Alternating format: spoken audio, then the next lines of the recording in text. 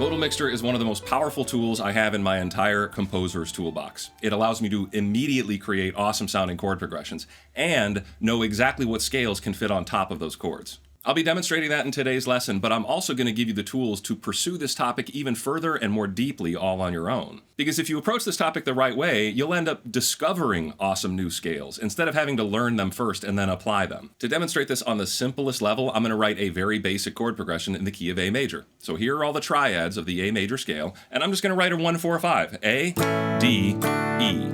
There's my A major chord progression. Now, what I'd like to do is borrow a chord. And I borrow chords from any of the parallel modes. So here are the parallel modes of A major. I have A Dorian, A Phrygian, A Lydian, and so on. And each of these parallel modes has their own chords that we can just grab and borrow and throw into our original chord progression. So what I'm going to do is grab this chord right here, flat 7 or G major. I'm grabbing that from the parallel Mixolydian scale. And I can take that flat 7 and throw it in anywhere to my initial chord progression, and it's going to sound good. I'm choosing to throw it in right after A. So I'll have A major, then this borrowed chord, G major, then I'll go to D, and then E. And you can hear just that one presence of that G chord really brightens things up. It turns this into a more interesting chord progression. And with a more interesting chord progression, we can write more interesting leads on top. The easy way to approach this is that these three chords came from major, and this chord came from Mixolydian. So over these three chords, I can play the A major scale, and over this chord, I can play the A Mixolydian scale. I'll essentially just be mixing those two scales together. And here's what that sounds like. Here's an A major chord, and I play the A major scale. Here's a G chord, but I play A Mixolydian. Then back to the D, and back to E. And you can hear that sounds really nice. And most importantly, it keeps us clean. It avoids the worst sounding things you can do in music. For example, when this G chord is played, I really don't want to hear the sound of a G sharp note on top of that. It doesn't sound very good in my opinion. But A Mixolydian doesn't have a G sharp. It only has a G natural, so that conflict is completely avoided. Also, when this E chord comes up, I probably don't want to hear the sound of a G natural.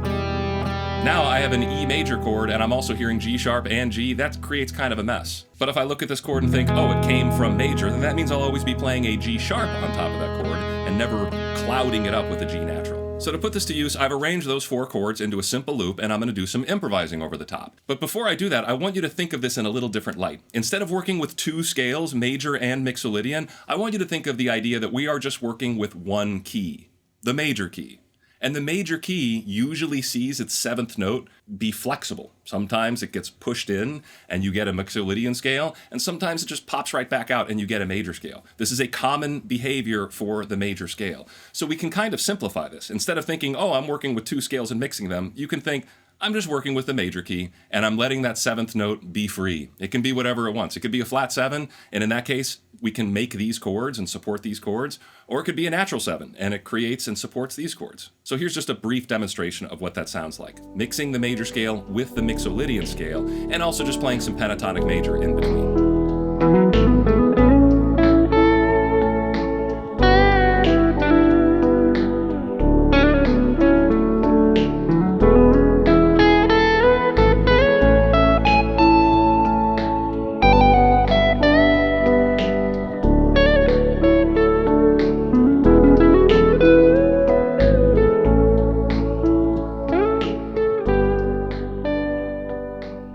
And it is a good idea to pause here and try this out on your own. I've provided this jam track for free on my website. There's a link below in the description. But for paying site members or Patreon members, I've also provided 3 other jam tracks for the other examples in this lesson, and this helpful PDF for all you guitar players out there. That's got some scale charts in there that I'll be using in this video, but also serves as a helpful guide to get through this lesson. So that's about as simple as this concept can get. Write in major and borrow from anywhere, just play that scale over the borrowed chord. But here's the thing. When you borrow a chord like flat 7, you don't actually know where it came from. And this is a point I really want to reinforce throughout this video, is that we don't know where chords come from. We can figure out where they may have come from, and we can certainly tell where they didn't come from, but this G major chord could have come from the A minor scale. It could have come from the A Dorian scale. There's other scales that aren't modes that this chord could have come from. And look at these other chords. 1 and 4, A and D, those could have come from Mixolydian, right? I could have been playing the Mixolydian scale over all 3 of these chords and then just saved the major scale for the end. That's a totally legitimate option. And to demonstrate this even further, here's what I'd like to do. Instead of just working with triads, let's work with extended chords. So here are all the triads of the A major scale, but I can click this button and now I see all the diatonic 7th chords of A major.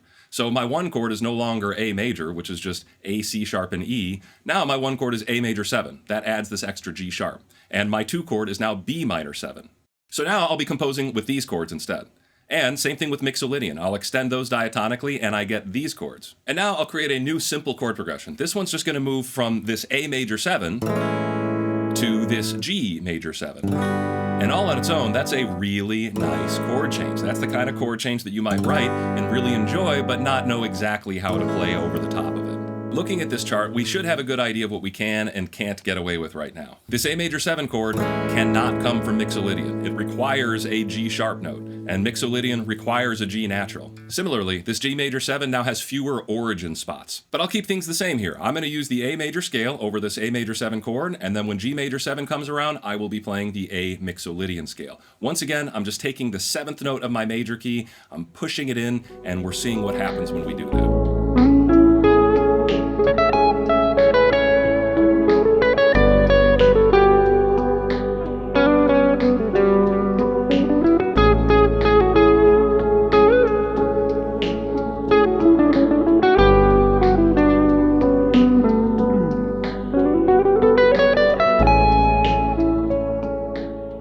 I want you to know, this app that I'm using to figure out all the parallel modes and figure out their diatonic chords is totally free. I worked with Sean from Melodic Mind to get this exactly how I wanted it. It's basically a dynamic version of my ultimate modal poster. I love that poster, but it's stuck in C. And here you can put in any key and line up all the parallel modes and immediately see their extended chords as well. But while you're on that site, make sure you check out what else is available there. It's an incredible resource for musicians like us. You can study and compare different scales with the Music Guru, edit your own music clips with the Audio Lab. You can even compose an entire song on here with Melodic Studio. It's a very impressive website and it has a lot to offer folks like us. So we're pretty much done here mixing major and Mixolydian, but there's one thing I want you to notice when we do that. When I take A major and I push in that 7th note, G sharp, and it becomes G, the set of notes that I get ends up being the same thing as the D major scale. And if you look at a circle of fifths, you'll notice that the key of A and the key of D are right next to each other. They are neighbor keys. Neighbor keys are scales where only one note changes between the two of them. And I just think that's worth bringing up, that this common trick that we've done literally means we're just moving from one key to a neighbor key. But that's not how I'm thinking of it. At no part of that solo that I played was I thinking, oh, now I'm in the key of D major. No, I was thinking of the key of A major the entire time, and I was thinking about that flexible 7th, that variable 7th. But looking at that circle of fifths, what about that other neighbor key? What about that key of E major? Well, we can find that by taking our major scale structure, and instead of poking in the 7th note, what if we poke out the 4th note? So now, instead of D natural, we have a D sharp. Well, that gives us the A Lydian scale, the parallel A Lydian scale. And that's another scale I love to borrow from and mix with major. So once again, let's write a chord progression that mixes these two. I'll start in A major, and I'll use those 1, 4, 5 chords again. I'll use A major 7, D major 7, and E7. And then what I'll do is go to Lydian, and I'll grab this 2 chord here. That's going to be B dominant 7. And we'll take that chord, throw it into our original chord progression, and we'll get this. A major 7, B dominant 7, D major 7, E dominant 7. And this is the kind of chord progression you probably hear maybe in like a jazz turnaround. But what we do have is we have an easy option to play over the top of it. Over these 3 chords that came from major, I will play the A major scale. Over this chord that came from Lydian, I'll play the A Lydian scale. But once again, to simplify things, I'm just in the key of A major. And I recognize as a composer that the key of A major has a flexible 4th. You can poke that 4th, it'll pop back in. It's a nice temporary change.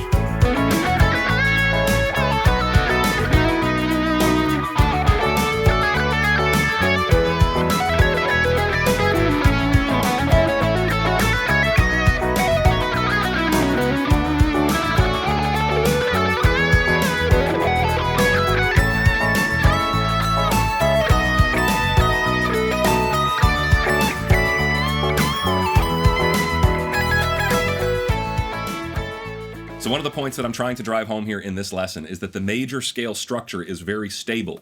You can poke it and transform it into something else, and that's a good idea. We've only made some very minor surgeries to this structure. We poked the 7th, we poked the 4th. We could do much more drastic things like poke the 3rd and the 6th and the 7th, and that would give us the parallel minor scale. And combining these two, major and minor, is truthfully one of my favorite sounds in music. To demonstrate, we'll write a chord progression in major. I'll start with A major 7, the 1 chord. I'll grab this 6 chord from A major, F sharp minor 7. And then I will borrow this 4 chord from parallel minor, which will be D minor. And that's it. Just A major 7, F minor 7, F sharp minor 7, to D minor. That'll be the entire chord progression. And over these 2 chords that came from major, I'll play the major scale. Over this chord that came from minor, I'll play the minor scale.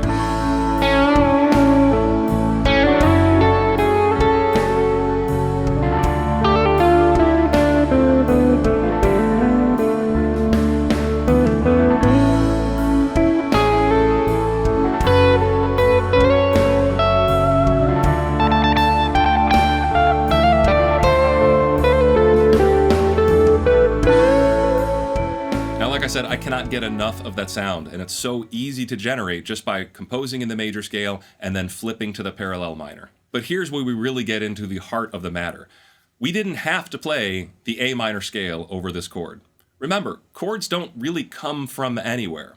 So when I see this chord pop up, I can think of it as being borrowed from minor, but it could come from lots of other places. And here's the skill I really want to teach you, so that way you can explore the deepest depths of this topic all on your own without watching YouTube videos. What we're going to do is look at this chord and then ask ourselves, what is the smallest change we have to make to our major scale structure to support this chord? Well, here's my A major scale, and this new chord that's clearly out of key is D minor, and that requires the note F. Well, my A major scale doesn't have an F, it has an F sharp. But I could just poke that F sharp down and I create this set of notes. Now this is a weird scale name. This is A harmonic major. It's one of those scales you might not ever learn, but it's really easy to just discover by doing this technique of finding the closest possible scale match. So A harmonic major is a completely legitimate scale to play over this D minor chord. And to demonstrate, here's what I'm going to do. Here is A major 7, right? And here's the A major scale. Sounds beautiful, right? Here's D minor coming up, but all I'm going to do is only disturb the 6th note. And I'll leave that 7th note natural. Weird sound, right? It's a different sound. It's a completely different flavor that you could have discovered all on your own just by saying, oh, here's a non-diatonic chord. How do I adjust my major scale to support it? But it also helps to know other scales and know what chords fit inside them. I personally know that the Mixolydian flat 6 scale can support this chord as well.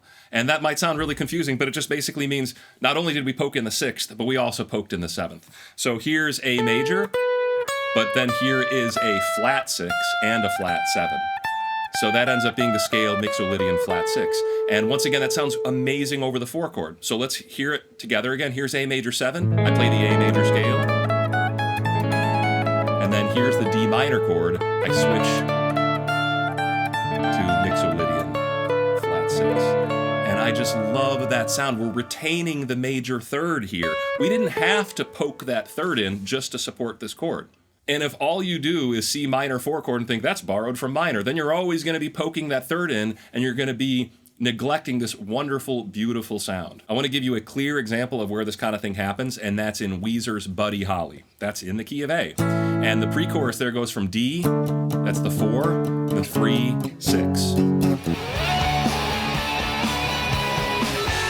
But then we get 4, and then we get the most striking chord in the entire song, that borrowed 4 chord. Now, if you see that borrowed 4 chord and you only think, I need to switch to the A minor scale, then you might play this lick on top. But that's not what Weezer plays. Weezer plays this lick, keeping that major 3rd in place instead of poking that major 3rd into a minor 3rd.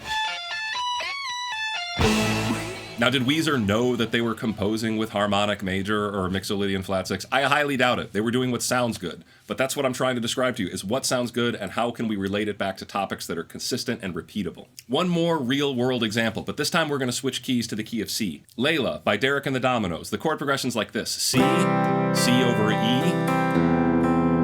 F add 9.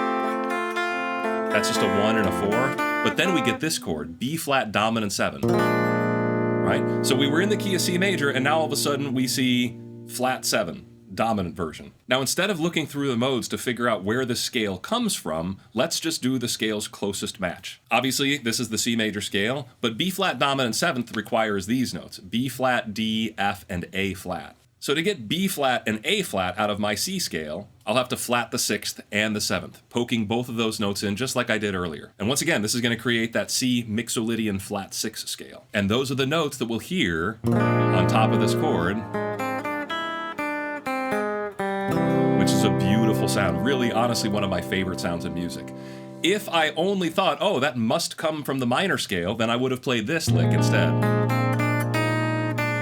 Which is nice. They're both nice, but I personally, in most settings, I love the sound of that major third being retained over that flatted 6. Now, if you love that sound, I have great news for you, because I have another lesson on that major 1 to minor 4 chord change. It also includes a jam track as well, and it is the perfect way to practice this exact mode. Do we want to do major to minor? Do we want to do major to Mixolydian flat 6? Do we want to do major to harmonic major? They're all legitimate options that you get to choose from depending on what flavors you enjoy the most. And I'd really like to clarify some things here. To get through this lesson, I've made a few statements that might not be 100% true. First off, modal mixture is usually referred to as the mixture of major and minor. Some people don't think of modal mixture as major and Mixolydian or major and Lydian. They'll just call that scale mixture. And that's fine. I don't care what you call it. The concept remains the same, is that we're not thinking of different scales with different roots. We're thinking of different A scales, right? We were in A major, then we were in A Lydian, then we were in A Mixolydian flat 6, A harmonic major. These are all A scales. And when an out of key chord pops up, we have options. We can say, hey, what is the closest scale match for this chord? And we can create that scale. Or we could say, what's a scale that we know this chord could come from? And we could just play that scale. These are going to give you different flavors. You have to experiment with them to figure out on your own which ones you like the most, because there's no way I can demonstrate every combination. There's infinite possibilities here. Now, I have a lot more to say on this topic, especially as it regards to the minor key, because we didn't talk about minor at all. So I am going to have to make a follow-up to this lesson. But if you're hungry for more modal mixture lessons right now, I did a 6-week masterclass with my site members and Patreon subscribers just on this topic. I just updated the members-only library and realized there's well over 100 videos that I've posted there that aren't available for the public on YouTube, as well as dozens of charts and MP3s. So if you're looking to continue learning and support this channel, that is a great way to do it. And lastly, a huge shout out to Sean for making this modal mixture calculator for us exactly how I wanted it. If you're as grateful as I am, then show your appreciation by heading over to the Melodic Mind website and at least playing around with some of the free tools provided there. So I hope you enjoyed this video. Thanks for watching, and I'll see you next time.